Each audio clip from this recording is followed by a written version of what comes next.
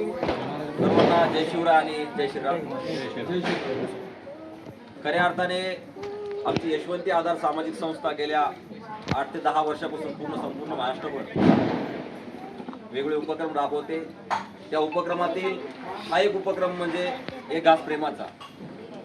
खऱ्या अर्थाने आम्हाला पूर्ण कल्पना अर्थानं तुम्ही सर्वजण समाजामधील फार महत्त्वाचा घटक आहात आणि या घटकासाठी याची सुद्धा दिवाळी गोड व्हावी, त्यांच्या लेकराबाळांना सुद्धा 2 घास आनंदाचे मिळावे या हेतूने हा उपक्रम राबवला जात आहे.